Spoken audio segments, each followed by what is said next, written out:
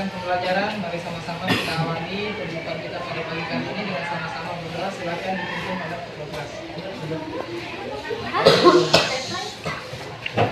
Kita memulai pelajaran, marilah kita berdoa menurut gambar dan doa dimulai.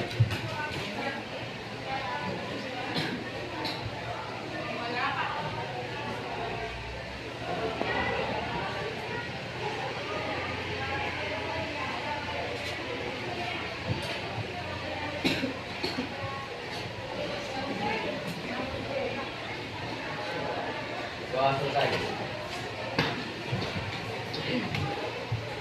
Oke, saudara sekalian, untuk pagi ini marilah kita sama-sama memanjatkan puji dan syukur kepada Allah Subhanahu wa taala. Yang mana pada kesempatan kali ini Allah masih berikan kita kesehatan iman dan Islam, sehingga pada pagi kali ini kalian masih bisa tersenyum, bisa berjumpa kembali dengan teman-teman ini.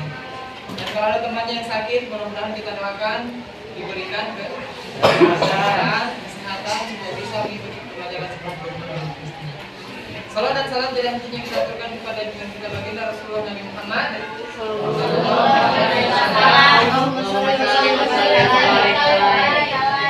sebagaimana beliau pernah suri dan teladan bagi kita sekalian dalam melakukan manusia yang dulunya dari alam gelap kita berjualan yang berani Islam.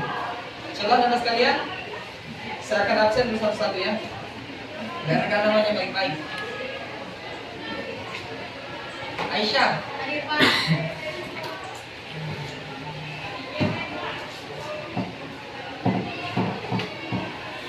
Alfias. Hadir, Pak. Alfinsa. Kali ini kita akan lanjutkan pembelajaran kita yang lalu kan kita sudah belajar tentang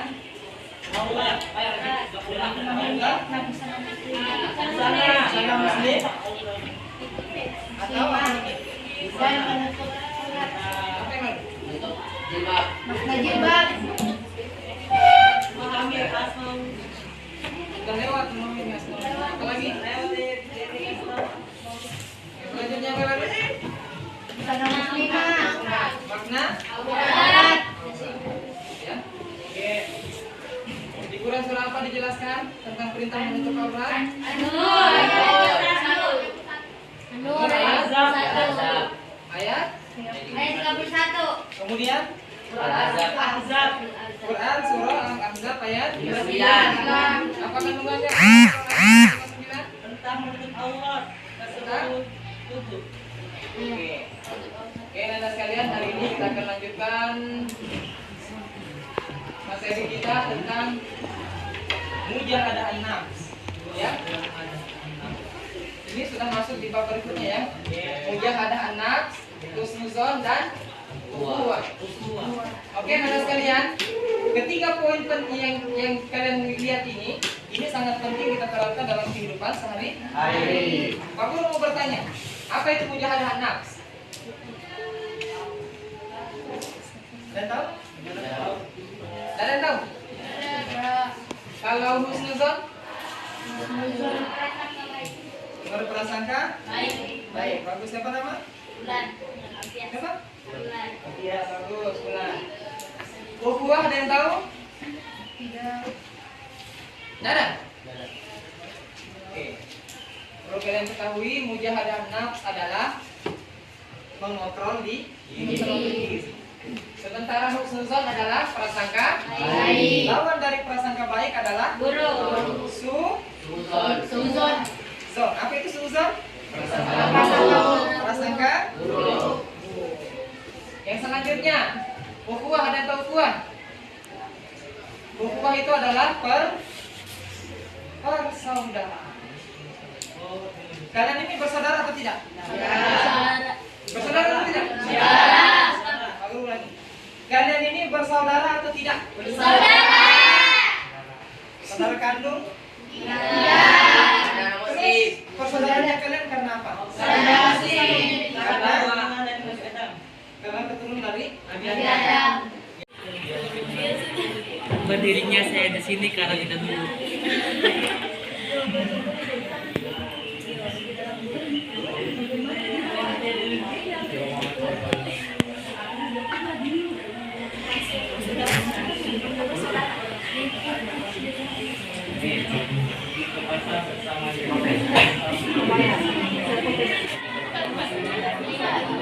kopi kita.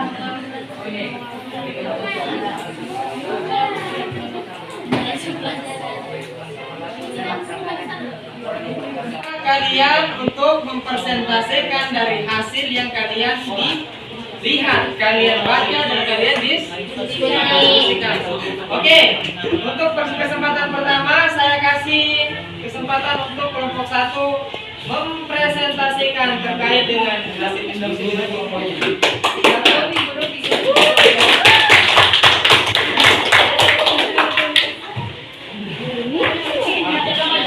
situ saja, di situ. Yang lain silakan perhatikan. Silakan siapkan pertanyaan terkait misalnya kalian tidak paham. Bismillahirrahmanirrahim. Assalamualaikum warahmatullahi wabarakatuh. Puji syukur selalu kita panjatkan kehadiran Allah Subhanahu wa taala yang telah memberikan kita nikmat dan kesehatan untuk hadir di kelas ini pada pagi hari ini. Dan tak lupa juga kita kirimkan salawat serta salam kepada Nabi Muhammad SAW. Allahumma shalli wa sallim wa barik alaihi.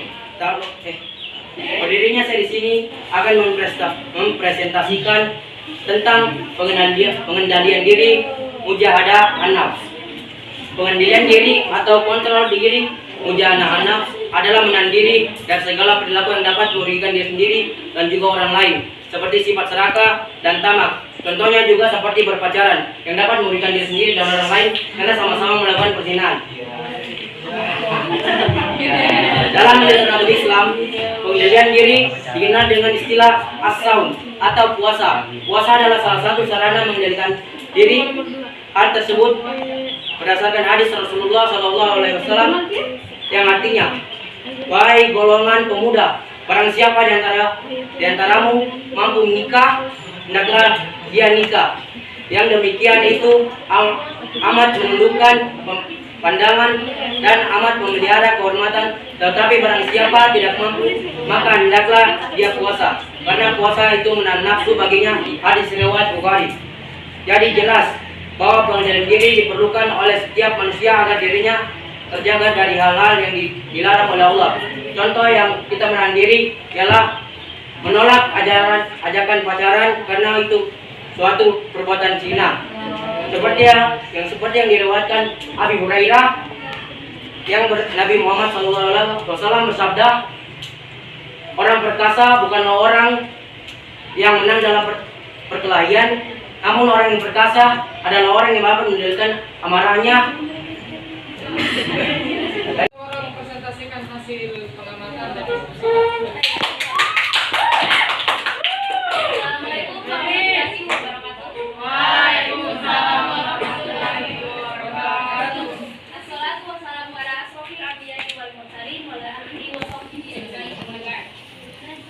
Di sini saya dari kelompok 2 akan mempresentasikan apa itu husnuzon atau yang biasa kita kenal dengan prasangka baik. Prasangka baik atau husnuzon berasal dari kata Arab, yaitu husnu yang artinya baik dan zon yang artinya prasangka. Jadi, prasangka baik atau positive thinking dalam terminologi Islam dikenal dengan istilah husnuzon. Istilah husnuzon adalah sikap orang yang selalu berpikir positif terhadap apa yang telah kita perbuat oleh orang lain. Lawan dari sifat ini adalah buruk sangka atau suuzon, yaitu menyangka orang lain melakukan hal-hal buruk tanpa adanya bukti yang benar. Dalam ilmu akhlak, husnuzon dikelompokkan ke dalam 3 bagian, yaitu husnuzon kepada Allah, husnuzon kepada diri sendiri, dan husnuzon kepada orang lain.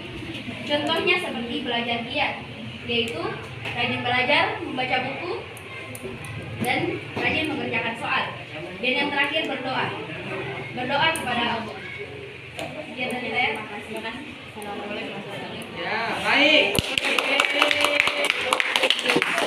Saya ingin mempresentasikan tentang hadis pengendalian diri atau yang dimaksud.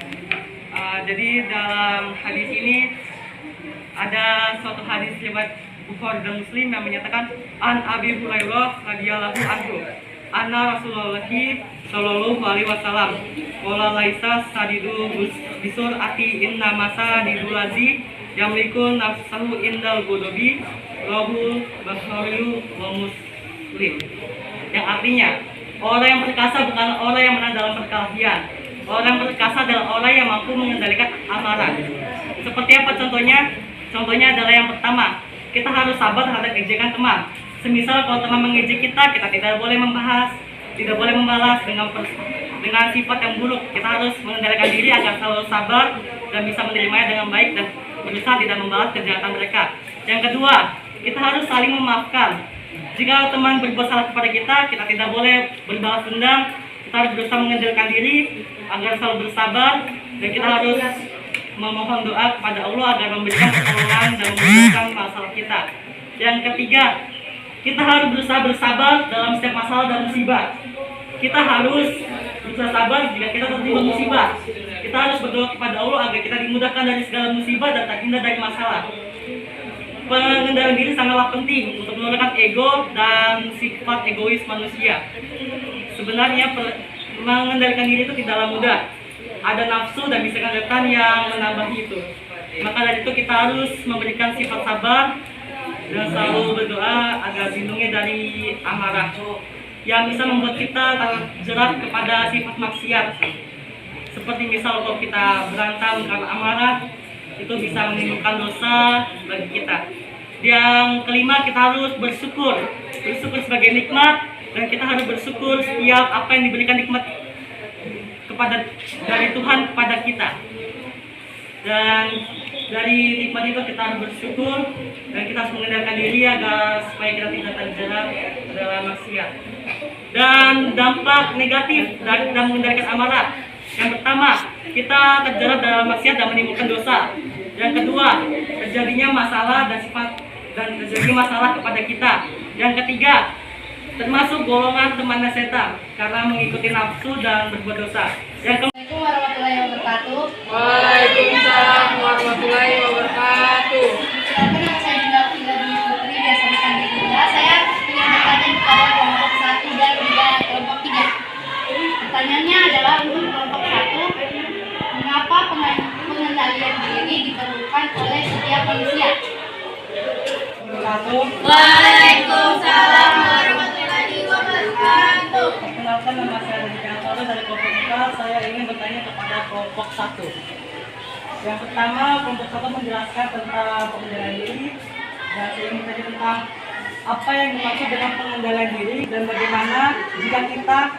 bagaimana cara kita mengaplikasikannya dalam kehidupan sehari-hari, dan apa dampak negatif jika kita tidak mengaplikasikannya. Terima kasih. Dan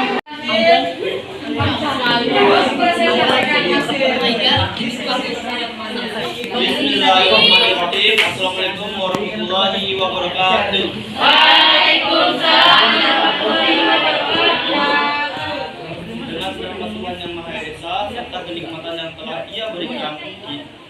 Dia berikan kita masih bisa sama-sama hadir di sini mengikuti pelajaran agama Islam ya. Dalam beberapa waktu ke depan, saya selaku kelompok 5 akan mempresentasikan tentang hadis prasangka baik yang berbunyi Rasulullah Shallallahu Alaihi Wasallam bersabda, "Iyyakum wazana fa inna janna askabul hadis." Yang artinya, jauhkanlah dirimu dari prasangka buruk, karena sesungguhnya prasangka buruk itu adalah perkataan yang paling dusta. Isi kandungan di atas adalah tentang berpikir positif atau selalu berprasangka baik. Dalam penerapan sehari-hari kita dapat memberikan satu contoh, misalnya Ibnu.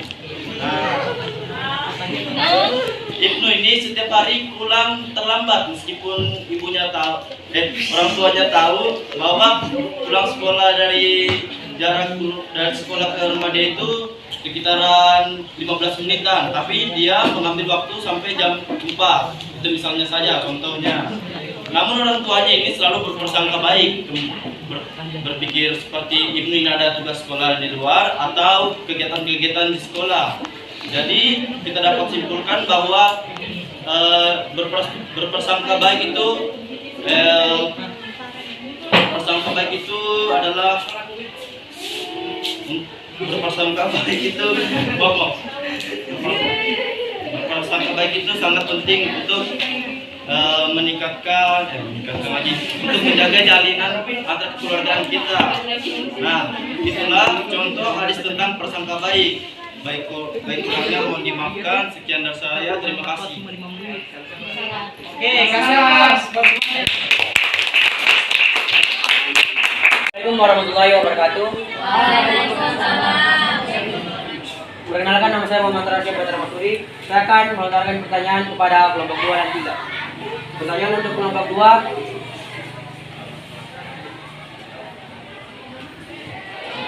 Prasangka baik adalah sifat yang sangat penting untuk dimiliki oleh setiap orang yang beriman. Sebaliknya, prasangka buruk adalah sifat yang harus dijauhi dan dihindari. Mengapa demikian dan berikan contohnya? Assalamualaikum warahmatullahi wabarakatuh. Waalaikumsalam warahmatullahi wabarakatuh. Perkenalkan, nama saya Nurul Ibu. Saya menjawab pertanyaan dari kelompok 1. Jawabannya adalah berprasangka buruk perlu kita jauhi. Mengapa demikian? Karena berprasangka buruk dapat mengaruhi pola pikir manusia sehingga selalu berprasangka buruk secara terus-menerus. Sekian dari saya. Wassalamualaikum warahmatullahi wabarakatuh. Waalaikumsalam. Saya berdiri untuk menjawab pertanyaan dari kelompok 4. Yang pertanyaannya adalah, apa yang dimaksud dengan pengendalian diri dan bagaimana cara kita mengaplikasikannya dalam kehidupan sehari-hari, dan bagaimana jika kita tidak bisa mengendalikan diri. Apa yang dimaksud dengan pengendalian diri? Pengendalian diri adalah menahan diri dari segala perilaku yang dapat merugikan diri sendiri dan orang lain. Terus cara kita mengaplikasikannya itu untuk menahan diri dari semua masalah atau apa yang terjadi. Contohnya, menahan diri dari pemborosan. Misalnya ingin membeli ini dan itu yang dapat merugikan diri sendiri. Dan bagaimana jika tidak bisa mengendalikan diri? Kalau kita tidak bisa mengendalikan diri, kita dapat rugi atau memperbesar masalah. Misalnya kita bermasalah dengan teman, dan teman itu ingin menyelesaikan masalah dengan perkelahian. Kita harus menahan diri. Jika tidak, kita bisa memperbesar masalah. Sekian dari saya. Wassalamualaikum warahmatullahi wabarakatuh. Waalaikumsalam warahmatullahi wabarakatuh. Saya dari kelompok 3 akan menjawab pertanyaan dari kelompok 5, yaitu sebutkan contoh menerapkan persaudaraan dan dampak negatif jika tidak menerapkannya. Contohnya adalah mendamaikan teman atau saudara yang berselisih agar mereka sadar dan kembali bersatu. Dan dampak negatifnya jika tidak diterapkan akan terjadi perselisihan antar sesama saudara.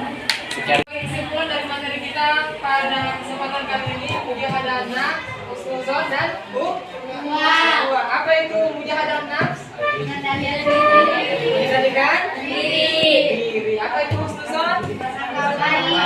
Lawan dari husnuzon apa? Apa itu husnuzon? Prasangka buruk. Contohnya? Susun.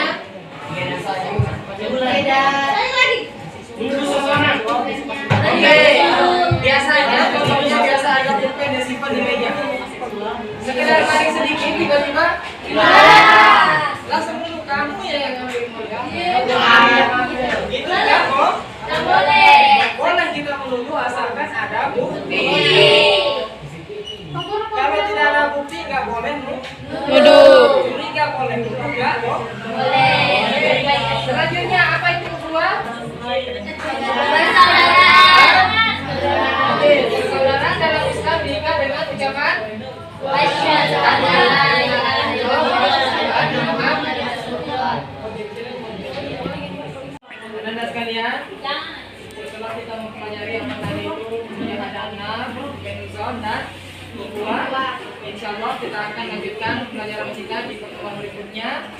Sekian dari Pak Guru. Jika ada salahnya mohon dimaafkan. Jika ada yang berbeda pendapat tadi terkait dengan diskusinya, silakan kalian saling menerima pendapat teman-teman kalian. Jangan mengedepankan ego. Ketika tidak sesuai apa yang diucapkan teman kalian dengan keinginan kalian, maka kalian harus terima atau ridho. Sekian dari Pak Guru. Mudah-mudahan kita diberikan kesempatan lagi, nanti kita akan lanjutkan materi tentang menganalisis Quran surah Al-Hujurat ayat 10 dan ayat 12. Pertemuan berikut. Assalamualaikum warahmatullahi wabarakatuh.